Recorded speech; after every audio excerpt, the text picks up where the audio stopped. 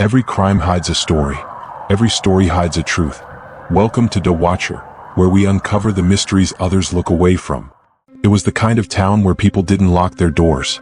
A place tucked away between endless fields and winding country roads, where church bells marked the passing of Sundays, and the biggest local news usually involved the high school football team or the annual harvest fair. Brookhaven was proud of its close-knit identity, a town where everyone knew everyone and reputations lasted for generations. And that's why, when Emily Carter, a 32-year-old nurse at Brookhaven General Hospital, didn't show up for her morning shift, the unease spread like wildfire. Emily wasn't the type to skip work. She had a reputation as the nurse who stayed late, covered extra shifts, and even checked in on elderly patients after hours. She was married to Daniel Carter, a local mechanic, and together they lived in a modest home on Pine Street. To the outside world, Emily's life looked ordinary and perfect. On the morning of her disappearance, her car was found parked in its usual spot in the hospital lot. Inside, her nurse's bag, her coffee thermos, and her neatly folded sweater. But Emily was nowhere to be found. By noon, her colleagues had called her phone a dozen times. By evening, the police were involved. And by nightfall, Brookhaven, the little town where nothing bad ever seemed to happen, was holding its breath. Detective Samuel Briggs was the first to be called. A seasoned investigator with a calm demeanor and a reputation for getting results, Briggs knew that in cases like this, time was everything. The initial theory was simple, a random act of violence. Perhaps Emily had been abducted walking from her car to the hospital entrance in the early morning hours. It wouldn't have been the first time such a crime shocked a quiet town. Search parties were formed within hours. Volunteers with flashlights combed the wooded areas surrounding the hospital. Police dogs were brought in, their barks echoing through the chilly night air. Helicopters circled above, their searchlights cutting through the darkness. But there was nothing. No sign of Emily, no struggle, no blood, no discarded belongings. Just absence, gnawing at the town's collective conscience. Daniel Carter appeared on the evening news, his eyes swollen, his voice breaking. "Please, if anyone has her, bring her home. Emily is the kindest soul you'll ever meet. She doesn't deserve this." The community rallied behind him. Candlelight vigils were held on the hospital lawn. Flyers with Emily's photo were taped to every shop window. For a week, Brookhaven became a town on edge, its people bound together by fear and hope. But beneath the surface of sympathy and solidarity, Detective Briggs began to sense something else: secrets. Briggs's first step was to piece together Emily's final 24 hours. Witnesses placed her leaving home at 5:15 a.m., stopping for gas, and arriving at the hospital parking lot at 5:42. Surveillance cameras showed her car pulling in. But after that, nothing.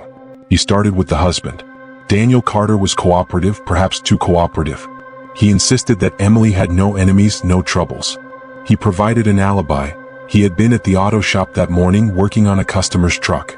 The alibi checked out, customers confirmed he was there. But Briggs noticed something odd in his demeanor. A man devastated, yes, but also distant, rehearsed. Then came Emily's colleagues. At first, they painted her as the perfect nurse, the perfect friend, the perfect wife. But after long hours of questioning, cracks began to appear. She wasn't as happy as she looked, one coworker admitted quietly. Sometimes she'd come to work looking exhausted, like she'd been crying all night.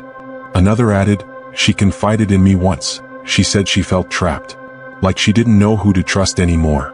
Briggs dug deeper. Phone records revealed late-night calls to an unknown number. Bank statements showed unexplained withdrawals. And in Emily's private journal, found hidden in her nightstand, a series of chilling entries appeared. "I don't know how much longer I can keep this secret. Sometimes I feel like someone is watching me. I love him, but I don't know if I can keep lying." Who was him? And what was she hiding? Investigators soon discovered that Emily had been involved in a secret relationship. The unknown number belonged to Michael Lawson, a paramedic at the same hospital. Michael was handsome, charismatic, and newly divorced. He and Emily had grown close working night shifts together. Texts recovered from his phone revealed a passionate affair that had lasted nearly a year. "Leave Daniel," one text from Michael read. "I can't," Emily replied. "It would destroy everything." When questioned, Michael admitted the affair but swore he had nothing to do with her disappearance. On the morning Emily vanished, he claimed he was at home asleep. His neighbors confirmed seeing his car in the driveway. The revelation of the affair rocked the, to some, Emily was no longer the perfect angel but a woman living a double life. To others, she was a victim caught between loyalty and desire. But to Detective Briggs, one thing was clear. The disappearance was no longer about random violence. It was personal. With the affair revealed, two main suspects emerged. Daniel Carter, the husband. Betrayed, humiliated, and potentially violent. But his alibi remained strong. Michael Lawson, the lover. Passionate, obsessive, with something to gain if Emily left her marriage. But again, no physical evidence tied him to the crime. Weeks passed. Leads dried up. The town began to fracture under the weight of rumors. Then came the break. While reviewing hours of surveillance footage near the hospital, an officer spotted a familiar figure. Claire Matthews, Emily's childhood best friend. Claire had been at every vigil, every search party, standing at Daniel's side, comforting him. She had been outspoken in interviews, describing Emily as like a sister.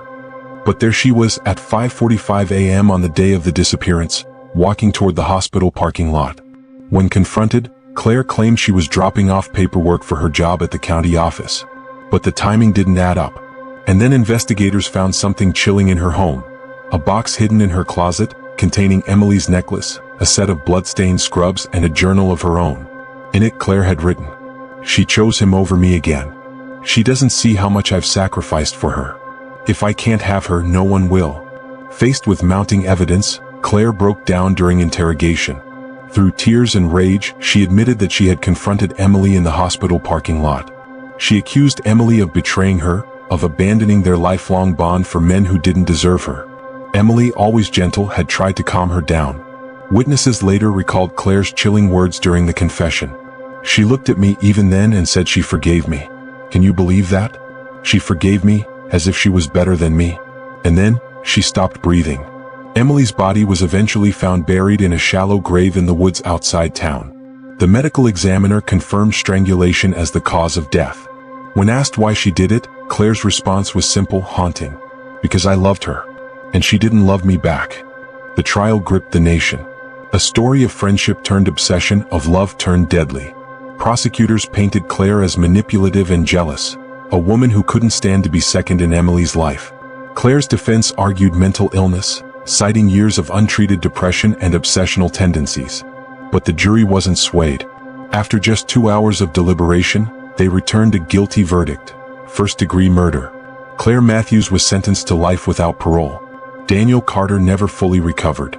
He moved away from Brookhaven, unable to bear the whispers. Michael Lawson left the hospital, his career in ruins. The town erected a memorial outside Brookhaven General Hospital, a small plaque with Emily's name, surrounded by flowers that never seemed to wilt. Detective Briggs, reflecting on the case, later said, "The hardest part wasn't solving it. The hardest part was realizing how easily love can turn to hate, and how the people we trust most can be the ones who destroy us." Emily Carter's story became a cautionary tale. Not just about betrayal or obsession, but about the hidden lives people carry, even in places where nothing bad ever seems to happen. And in the final chilling image, remembered from Claire's confession, the town would never forget the words that gave the case its name. "She forgave me, and he smiled as he took his last breath."